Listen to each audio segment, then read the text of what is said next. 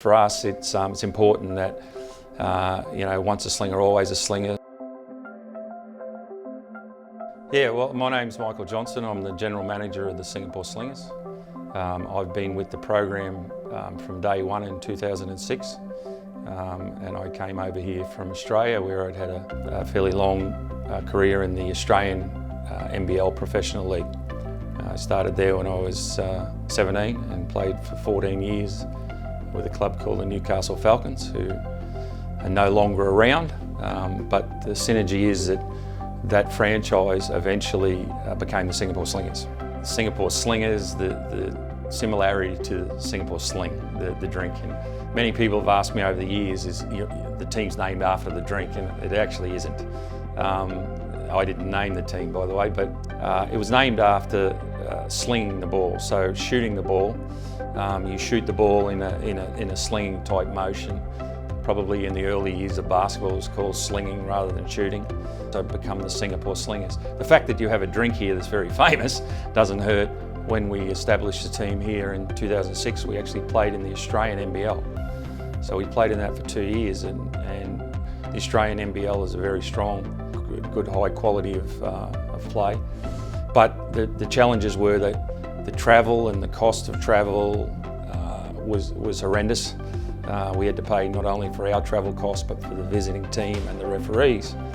So that was tough. In our first year we had 15 games away and we had 13 different trips, so we had to keep going back and forward. And with the then chairman Tony Fernandez from AirAsia, he said, look, his business is mainly based ASEAN, so he said, let's establish the ASEAN Basketball League. So he was pretty much the figurehead to start the ASEAN Basketball League, and that started in 2009. Originally six teams from 6 different countries, 6 different federations, 6 different currencies, languages. It was all very interesting, very difficult, but being able to establish that and then grow it to the league it is today. And we've expanded to 10 teams from 10 different countries, which is fantastic. Yeah, well, there's challenges everywhere you go, and especially in professional sport, whether it be injuries, player availability and so forth. But the fact that we've now been here for 13 seasons or 13 years, we've jumped over a lot of hurdles and we've kept it going. The brands continue to grow, the followings continue to grow, and for me the success is as an organisation.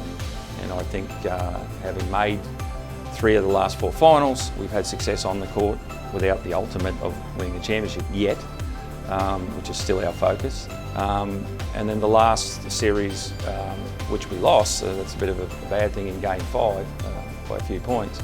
But we filled the stadium for all 3 home playoff games, and Game 5 sold out within just over an hour. Our players now have a genuine pathway. It's a bonus and a help to the national team, and now we've also started working with the Active SG Basketball Academy for the last 2 years. It's a potential pathway for the players that retire to give back to the community through coaching.